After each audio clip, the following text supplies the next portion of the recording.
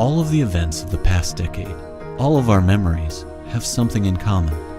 They all took place during the hottest decade ever recorded since humans began keeping temperature records about 150 years ago.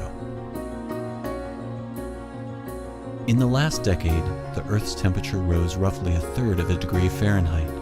Since 1880, it's risen about 1.5 degrees. You might say the Earth's running a fever, and scientists predict it's going to get much worse. Already, we can tally the signs. Global sea level rose by over an inch during the decade, almost twice as fast as the average during the 20th century.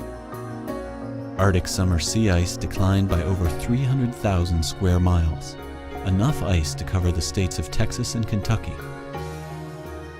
The vast majority of climate scientists say evidence for human-caused warming is clear.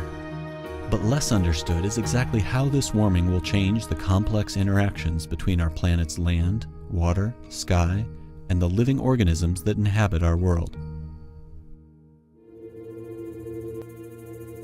As NASA scientists improve their understanding and predictions about climate change, NASA satellites provide critical data about what's happening on our planet today, real-life observations scientists use to hone their predictions. And NASA gets a global view of 3 major pieces of the climate puzzle: how much of the sun's energy is hitting the Earth, how much of that energy is reflected back out into space, and how much is being trapped, heating the planet. NASA satellites measure the sun's energy, which fluctuates due to a 10 to 12-year cycle. Could increased solar activity be causing global warming? Satellite evidence shows us that the solar cycle has only a slight impact on our planet's temperatures.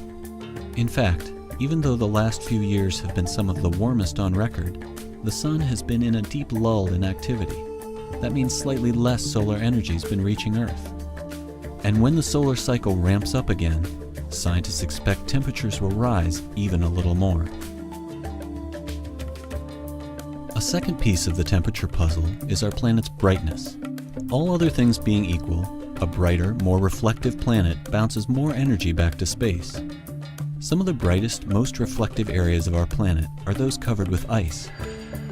NASA imagery shows those areas shrinking, especially in the Arctic. As sea ice vanishes into darker ocean, our planet becomes less reflective and warms even further.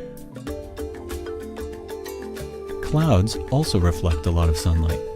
As our planet warms, more water evaporates, potentially creating more clouds. More cloud cover increases the Earth's brightness, possibly helping to cool the planet. But clouds, and the small particles called aerosols that help them form, are climate wildcards.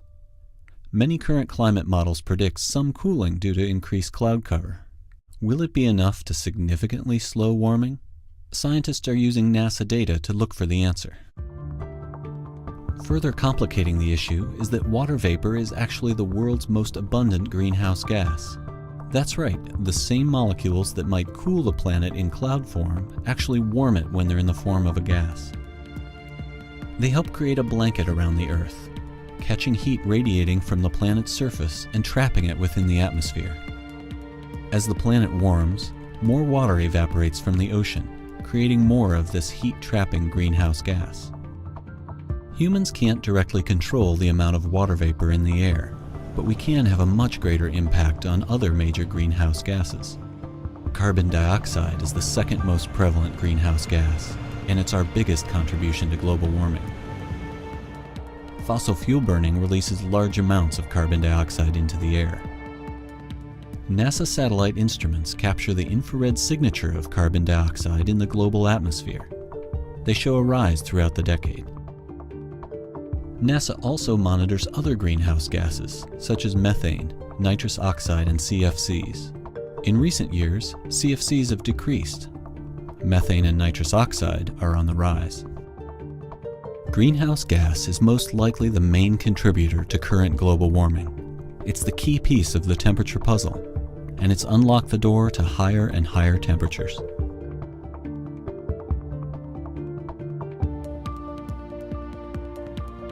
In 2010, it marks the end of the hottest decade we've recorded so far.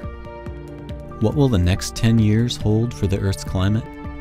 Computer models predict an even warmer planet, with more extreme weather, less ice, and higher seas. The severity of those changes will depend partly on how our planet's complex system responds, and more importantly, on what choices we make.